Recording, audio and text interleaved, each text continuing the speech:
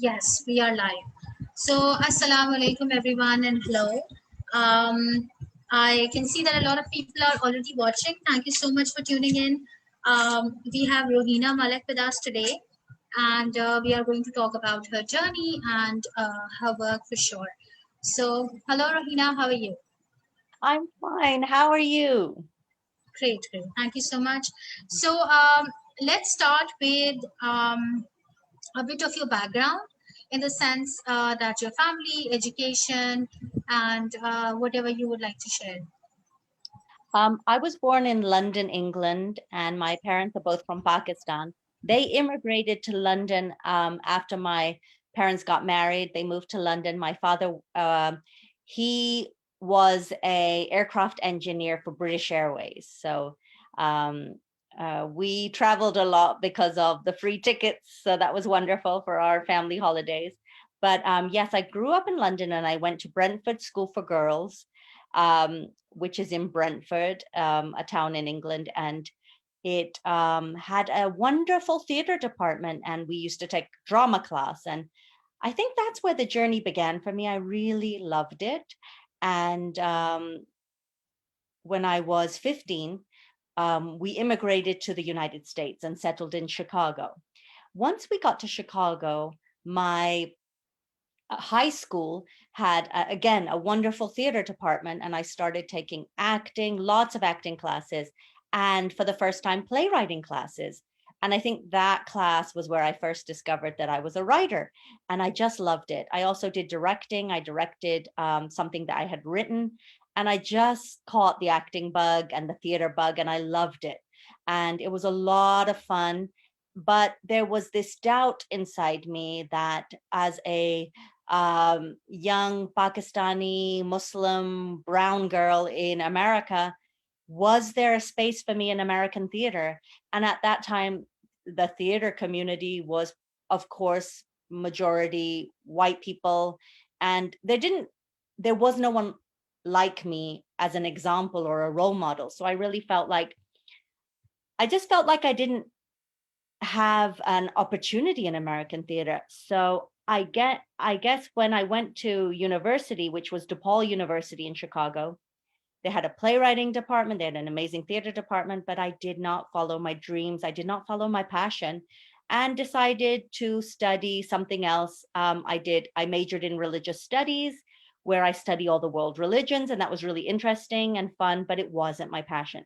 So by the time I finished, I did not want to do, most people who do religious studies continue with a master's in religious studies and then go on to teach, but I did not want to do that.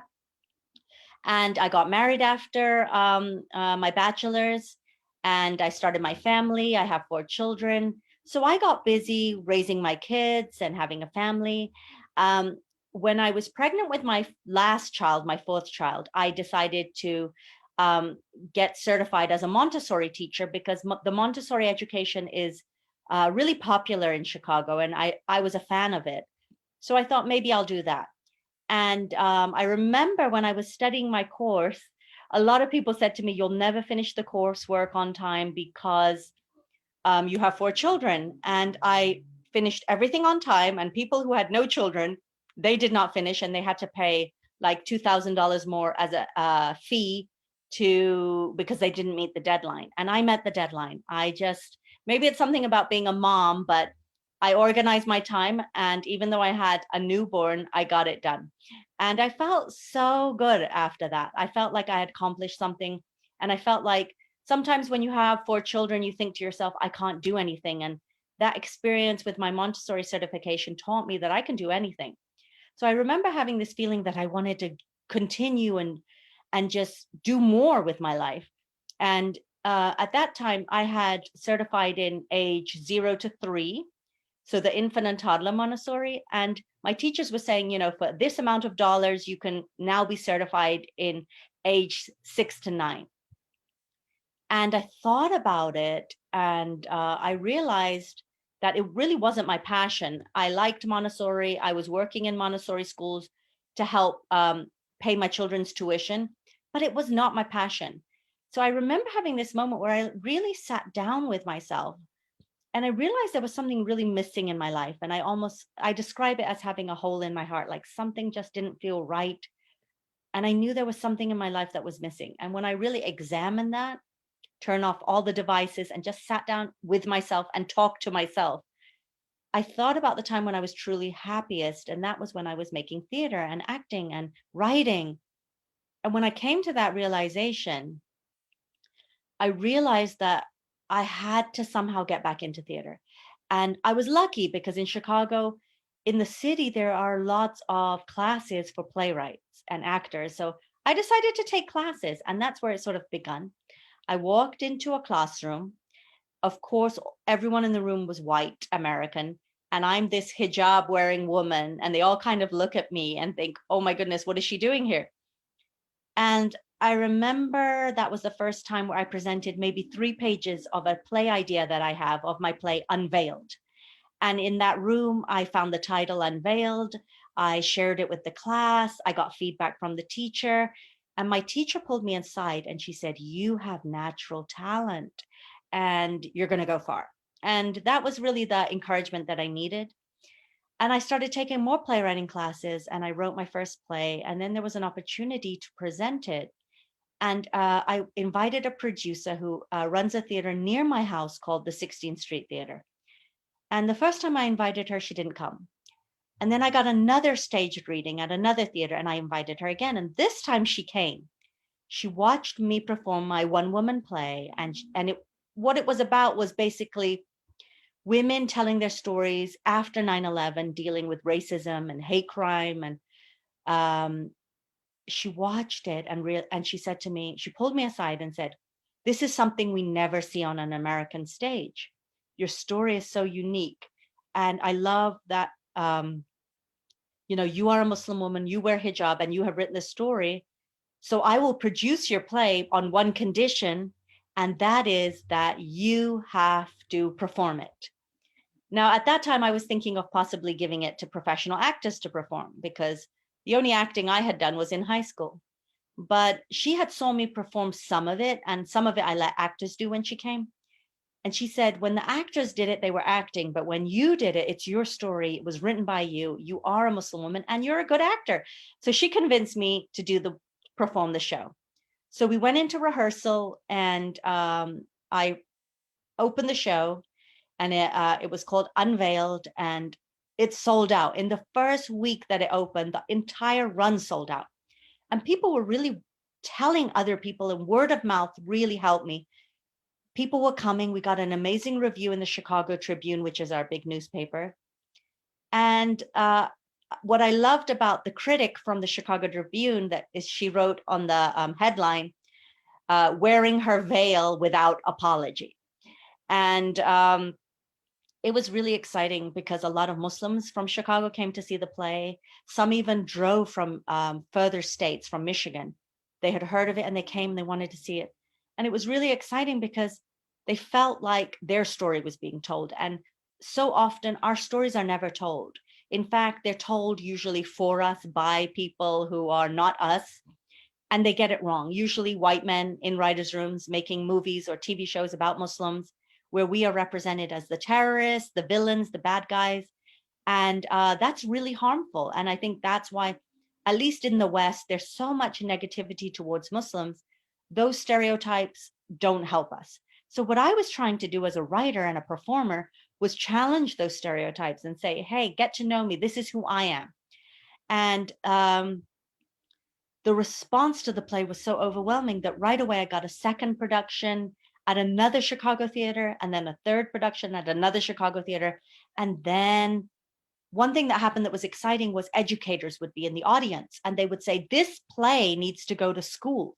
And because it was a one-woman play, it was so easy because they just needed to invite me. And for universities, it's a lot harder to invite 7 actors, a whole production.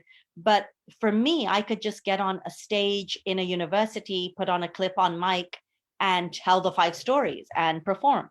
So it was really exciting because for the first time in my life, I really found my passion. And right after I had written Unveiled, I started writing my second play, Yasmina's Necklace, which is a story about a refugee.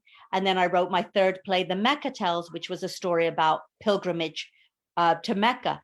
And I just couldn't stop writing. Like once I had really found my passion and accepted that this is my passion, this is what I want to do with my life, the world opened up to me.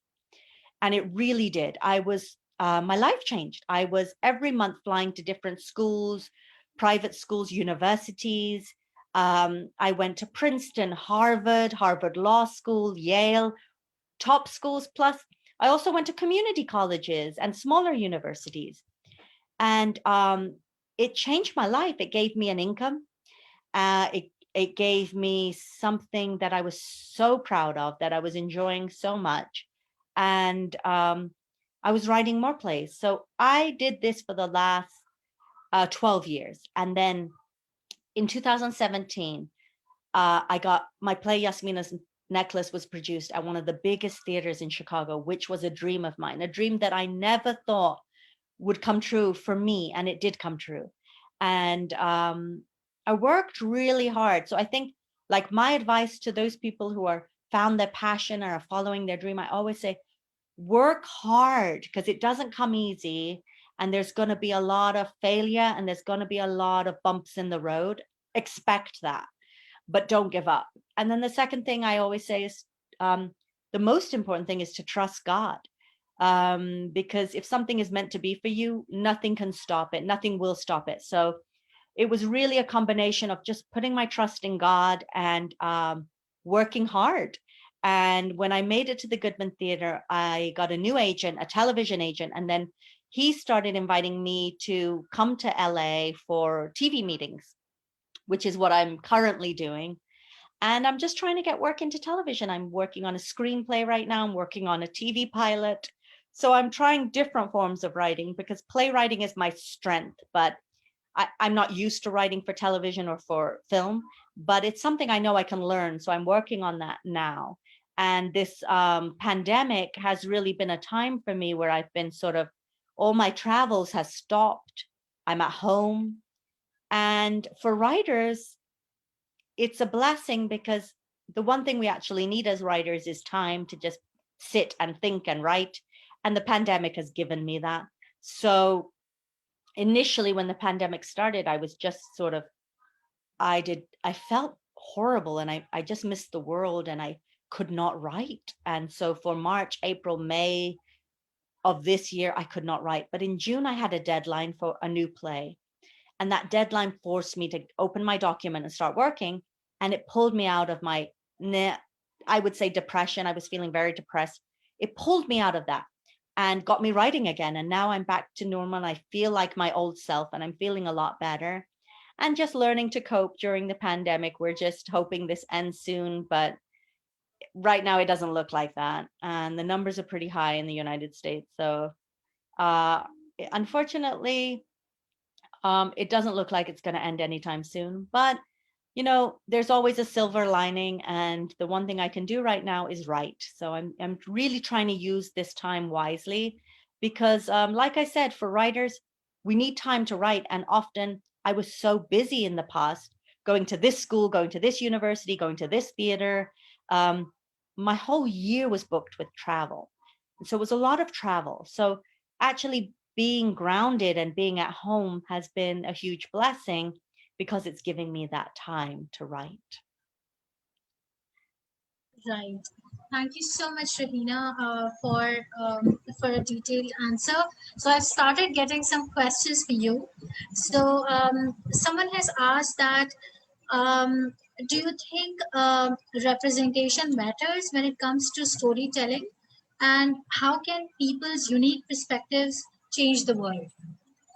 Well, I definitely believe that representation matters. And the biggest problem, at least in the United States, is that rarely Muslims get a chance to represent themselves. And in the past, it was always white writers who don't know our community telling stories about us.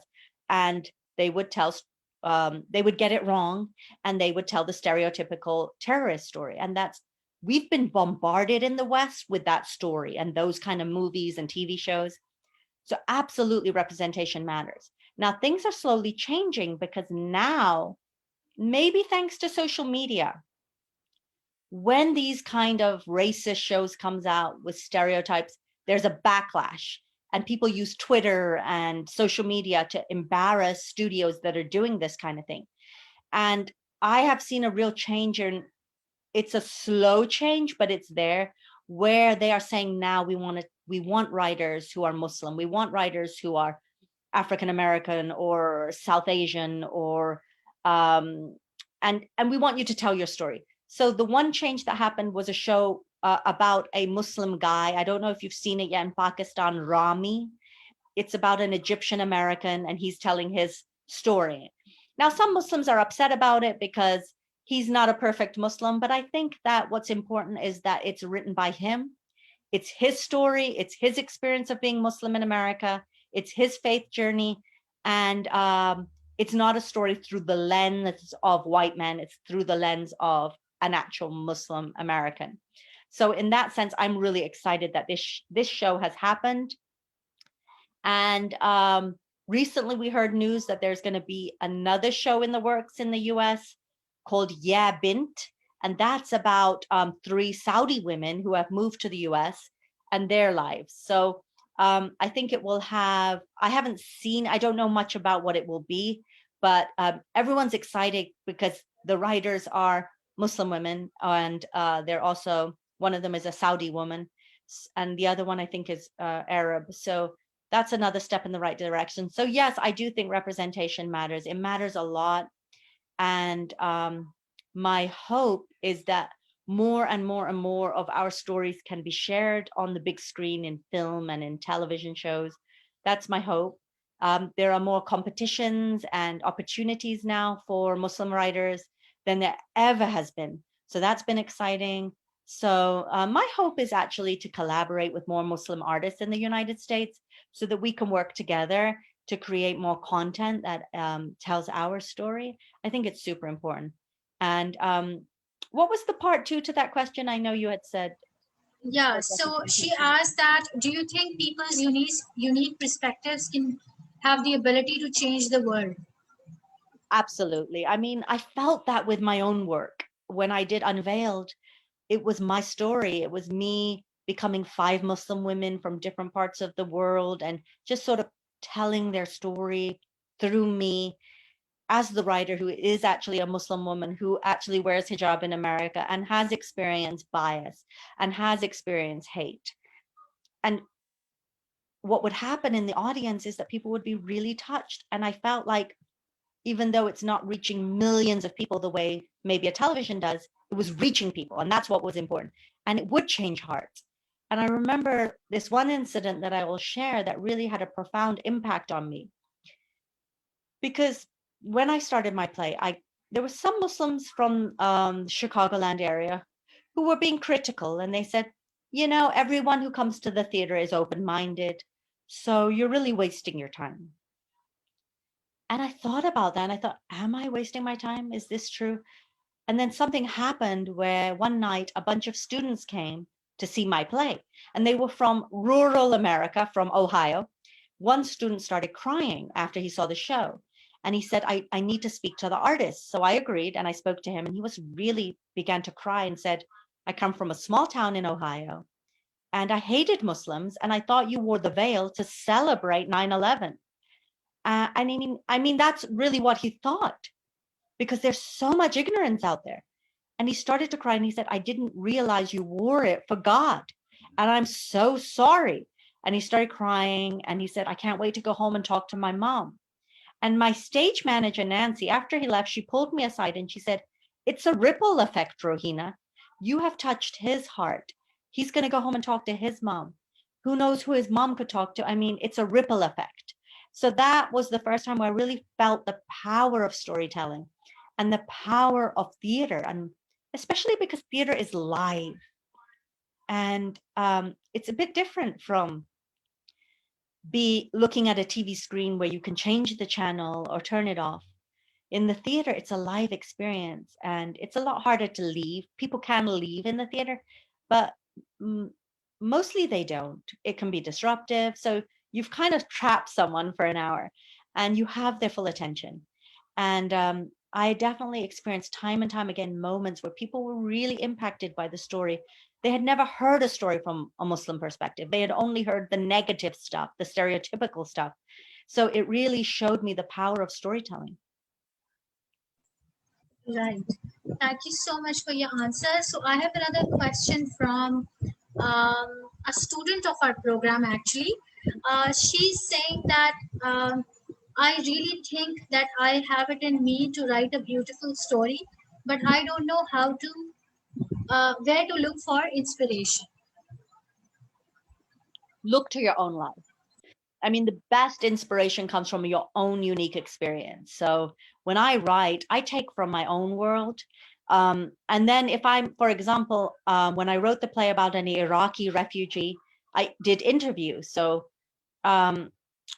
so much of what my play was part of the interviews, but a lot of it was my experience and my life. And then the things that I had never experienced, such as war and the war in Iraq, I took from the interview. But even then, so much of that play had me in it. So I think the best place to start is to look to your own life for material to write about, because your experiences are yours and nobody on this earth shares the same exact experience as you do. So when you choose to tell a story, look to your own world, look to your own life, look to the things that have happened to you in your life, look to your family, look to your friends, look to the people around you. And that's what I do. I'm always listening. Like a lot of people say, oh, I love your dialogue. How do you write dialogue so well? I listen to everyone around me. Some of my best lines, like I remember there was a Uber driver who took me to the airport, and something he said ended up in my play, and people were laughing and they said, where did you get that? And I said, it was my taxi driver. So you really have to pay attention and observe. I think what makes good writing is always observing, listening, being an observer of life. So to the young woman who has an idea for a story, I would say just get started and write. One thing about first drafts, when you start writing, you're going to have a first draft. The first draft is always the weakest draft, even for me. And the trick is to not let that first draft phase you and make you stop. You've just got to keep going and keep writing. Because then you'll have a second draft and a third draft and a fourth draft. And writing is such a process. For me, it's so many drafts and it just keeps getting stronger and stronger, and you make new discoveries. But if you have an idea for a story, write it down and start just writing it. And then you can read what you've written. You might find something in that writing that really stands out, and that might be your story, where your story begins. Right. Thank you so much. So another question is, have you ever been to Pakistan? Yes, I have. I went to Pakistan as a child, and then my husband is Pakistani. So after I got married, we went to visit his family who live in Karachi and had such an amazing time. And then we went for my husband's niece was getting married in Lahore.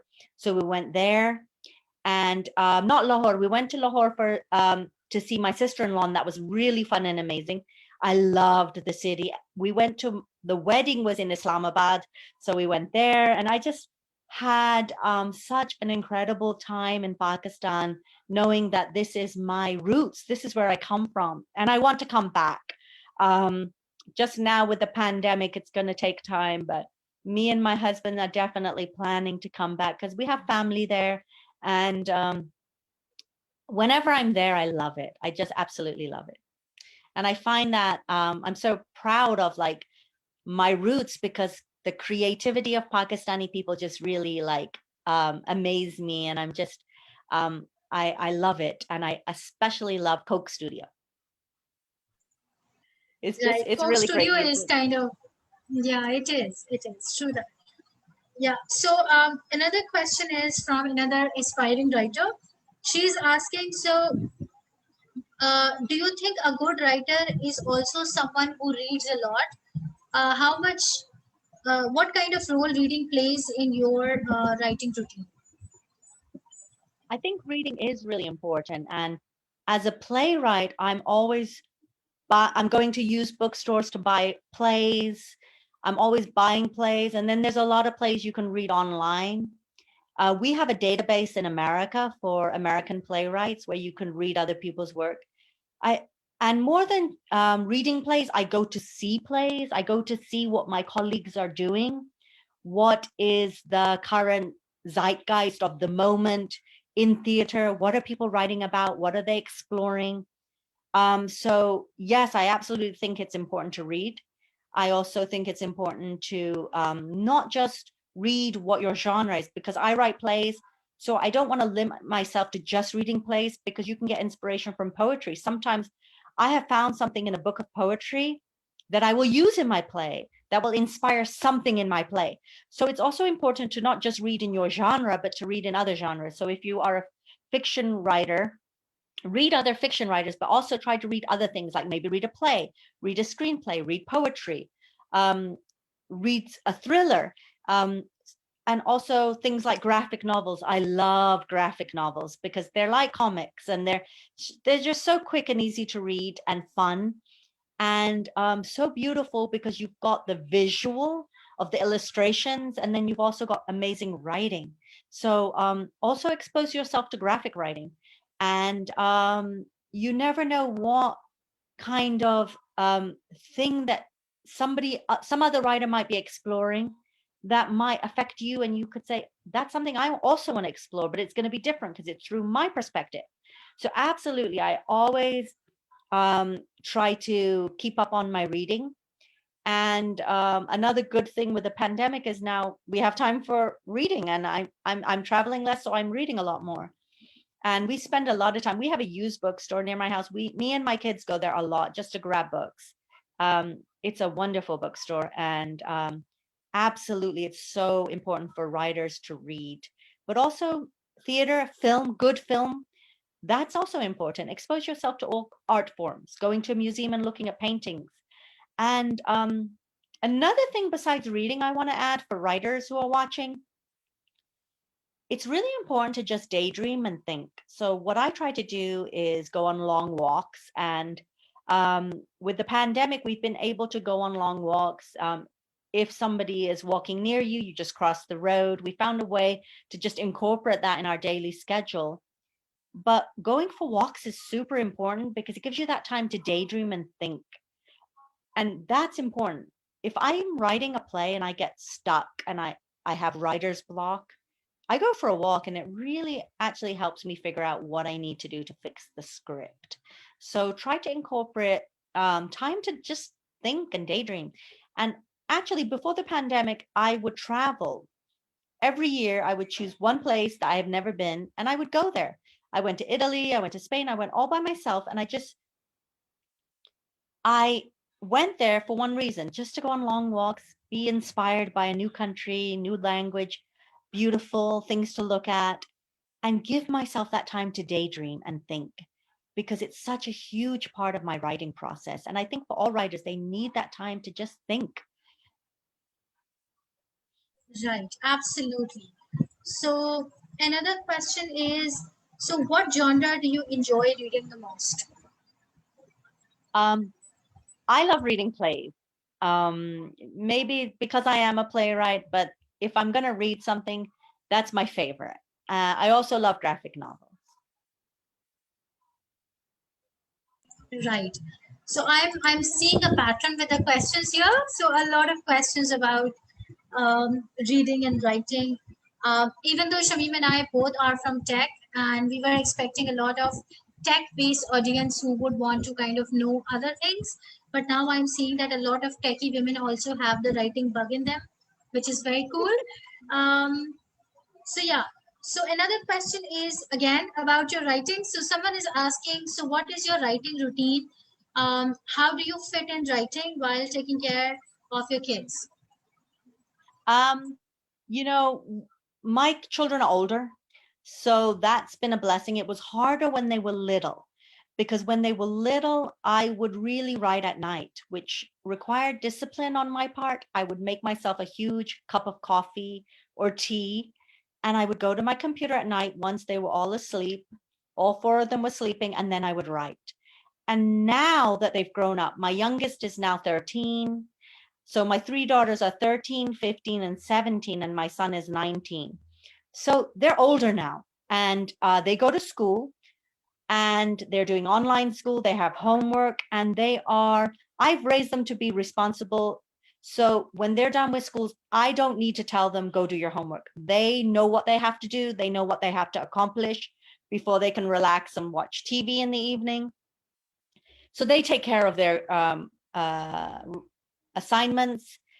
And because they're older now, when my day begins, I begin by trying to do just the housework stuff, get that out of the way. If I'm cooking, I cook in the morning, and then I will go to my computer to write. And then I'll work for maybe 1 hour, 2 hours, and then I'll stop and take a time for walking. Walking for me serves two purposes. Number one, I need the exercise. Number two, it's a time for me to think about what I'm writing about. So I incorporate that in my writing process. And usually by the time evening comes, I don't go back to writing. Whatever I have done in the day, and I only write for maybe 2 hours. However, if I'm really feeling inspired, and then I might find myself I'll go on my computer in the evening and I'll write more. That doesn't happen unless I'm really in a very creative place, which can happen. Creativity flows. There are moments where I'm really in a creative space, and then I will be at my computer more. And then there are times where I'm less. When I'm less, I try to discipline myself to say, even if I'm not feeling like writing, to at least open the document and look at it and work on it a little bit, even if it's maybe 1 hour. But it's important to try to write every day if you can. Weekends are a little bit harder because of family. We have dinners to go to. With the pandemic, that's been less, but we still visit my mom, who is close by. And I try to visit her every evening. So a lot of my evenings, I'm not home, I'm visiting my mother. And my father passed away in January. So that was a really emotional time for me, and painful because I was losing my father. And I mention that because for me, one of the ways that helped me get through that difficult time of losing a parent was writing about it. And I started to write a play about a girl. It wasn't me, but it kind of was me, but it wasn't. I named her Layla. And it was dealing with a young woman who's trying to get work in television. She's a Muslim woman. She wears a hijab. She's trying to get work in Hollywood, and her father's health is declining. So I had mentioned this earlier, that I took what was happening at that moment in my life and I wrote about it. And I'm really excited. I feel like it's one of my most strongest works. And it also ended up being a love letter to my father, a work that really shares my love for my father who raised me. And I've shared it with some of the theater community, and they said, Rohina, it's your best work. So sometimes when you go towards the personal and the painful, it can be the most universal. And it can be that which touches people the most because you've gone to a place where people can relate to and feel your honesty. So don't be afraid of writing about the things that are painful and personal. You can change names, it doesn't have to be you. But at the end of the day, that is where the best writing can come from. Right. So we have Sanam Asif watching. She's a dear friend of ours, and she recently published a fantasy fiction book. I read her book. It was a wonderful um, book in the series of books that she's planning to write. She has a question for you. So, do you get inspired by people around you, adding their personality traits into your characters and plays? Absolutely. Absolutely. Um, so much of the play with my father was my father. And when people read it, they're thinking, a lot of times some people read it and they think it's fiction, and they say, I love the father character. It was so funny how he did this and this and this. So yes, I take from people around me all the time. That's the best inspiration. And then because I'm a writer, I have that permission to make things up, and I do that too. So if I want to make a character more complicated, I might take from the people around me or myself. And then I might say, well, what if she was like this? Because what makes for good fiction is conflict and messiness. And I like to write messy characters, people who are complicated. Nobody wants to read about perfect people because they don't exist. So um, I absolutely do. And congratulations on your book. That's amazing. And keep writing. We need this. We need more people to read stories written by our community. And so, yes, I absolutely am inspired. And I observe people and I listen to the strange things people say. I mean, so much of what happens in reality should go into your writing, because I think in reality, people say the most strangest, funniest, wonderful things. But the trick is to pay attention. And it's always good for writers to carry a small notebook with you in case you're not home. But I try to do that, even if it's on a napkin. If somebody says something, and it could just be one sentence or it could be one word, jot it down. I file it away in my head. And then later, when I'm writing, it comes to me and I put it in my works. Right. Okay, so we have two more questions. One is that, as you told us that you are a trained teacher, so do you enjoy teaching as well? You know, when I was teaching, my children were much younger, and Montessori education in America is very expensive. So by me being a teacher, I got a discount as being staff at the school. So in my mind, I enjoyed it, but it wasn't my passion. So the moment when I started going into theater and writing, initially I could not leave my work in Montessori because I couldn't afford to do that at that time. But then my career started to pick up steam, and I eventually got to a place where I was earning enough where I didn't need to work at a Montessori school. And then I left. So I did enjoy it, but it wasn't my passion. My passion really was writing and theater and acting. And I said to myself, you know, you only have one life. And these are the years that, you know, I either do what I love or I do a job that's okay, that's fine, it's paying my kids' tuition, but it's not my passion, and waste years that I'll never get back.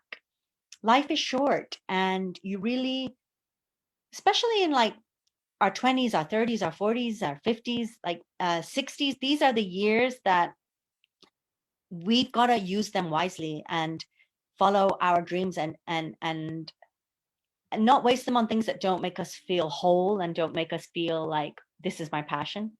Um, and you know, some people haven't found their passion yet, and that's okay.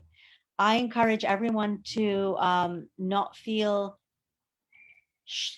because some people sometimes feel a lot of sadness and shame that I don't know what my passion is. People have said that to me so many times, like, Rohina, you're so lucky you found it.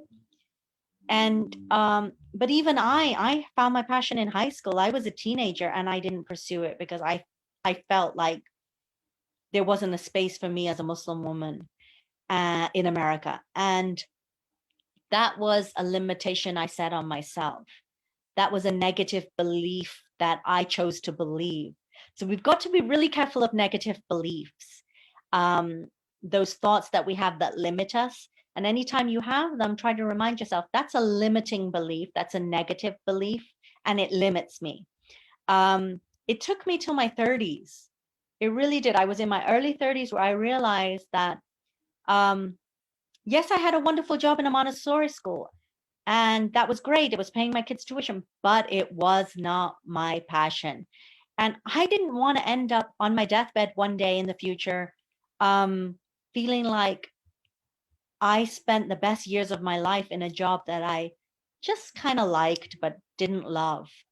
Because when I'm in the theater, the time goes by and I'm not looking at the clock. When I was in Montessori, I would be looking at the clock going, is it almost 3 o'clock? Is it almost time to go home? I never do that in theater. And that's when you know you found your passion. When time flies by and people need and tell you, people say to me, Rohina, you need to leave. We're closing the theater now. That's how you know it's your passion, when you're not even looking at the clock and time can pass by and you just are enjoying what you're doing so much. I love working with actors. I love writing plays. It's such a collaborative experience. I love working with a director and a dramaturg. A dramaturg is a sort of script consultant who comes in to help you with the script. And when I'm doing that kind of work, I feel most alive. So that's what you really want to look for in your life. And it's okay. Like sometimes we can't always jump right into our passion. I had to do the Montessori stuff for a couple of years until theater took off for me, and then I was able. So it's okay to do survival jobs. That's totally fine, but don't let your survival job be your life, because when your life comes to an end, you're gonna feel regret, especially if you. I feel like everyone has something that they're meant to do on this earth, and for some of you girls, it's coding, and that's amazing, and for others it might be writing like me, or it might be something else. And if you haven't figured out what it is, that's okay, but just try to figure out what that is, because I like I said, life is very short, it flies by, and we never know when it's going to end. So don't waste your life. Do what you love. That's the most important thing. Do what you love. Great, exactly, true that. So this is the last question. She's asking that other than the themes of Muslims' experience in the U.S., what other themes do you want to explore in your plays? um right now I feel like I because there is so much hatred right now towards our community in the US, I feel somewhat of a responsibility to create stories that are helping um, folks who don't know Muslims, or know anything about Islam, to see Muslims as normal, regular people. Because that was one part of the problem. Our community in television and film was so often demonized. They're the terrorists, they're the villain. But what they never were regular, normal people. And when a community is rarely portrayed as normal, it's a form of dehumanization. So my priority for now has been to humanize Muslims just by showing them as normal people who just live normal lives. I mean, there's nothing very extraordinary about the characters in my plays. They're just regular people. Um, and that in itself has a huge impact. So that is something that I absolutely want to explore. But if I were to do something different, I think that at some point in my career, I want to write a play that touches upon my Pakistani roots, my heritage. That's a play that might be in Pakistan, the setting of the play is Pakistan. Um, and I'm not ready to write it yet. I think I need one more trip to Pakistan, but I have been thinking about that. And that would be a play that's filled with my culture and everything about that's beautiful about our culture. And maybe some of the things that we as Pakistanis need to fix in our culture that are harmful, that we're concerned about. And I think that's really important. Am I the best person to tell that story? Probably not, because I don't live there.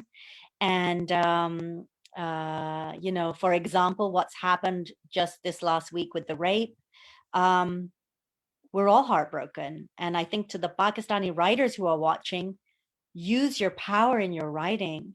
It could be something that deals with that issue that we all know is an issue. And I would say not just in Pakistan. Rape and violence towards women is an American problem just as much as it is in Pakistan. This is a global problem. And I think all of us globally have to tackle it and talk about it. And for the creatives that I'm sure are outraged to what happened last week, use your creativity maybe as a way to address this issue in a creative way that doesn't threaten those that we are trying to reach, and help understand that there is a problem that has to change with how we view and treat women. Um, that's something I'm even doing. Like my play that deals with the refugee touches upon rape. My play Unveiled, which touches upon Islamophobia in the US, touches upon sexual violence. So it's something that I'm even Sorry, I'm even writing right now. I'm working on that right now. But think about the so I think as a writer, I want to write about obviously the beautiful parts of our culture, but I think that there are problems, there are stuff that's going on in the world, there's stuff that goes on in our communities that we can't turn away from or deny, that we must find a way to address, and sometimes creatively is the way that reaches people. Right. That is true. And of course, with not just with the incident that happened last week, we have been seeing a lot of these incidents coming in the news and where people are talking about it. And we are also seeing a lot of women coming up and sharing their stories on social media about, the behavior of people in public and how do, they act with women.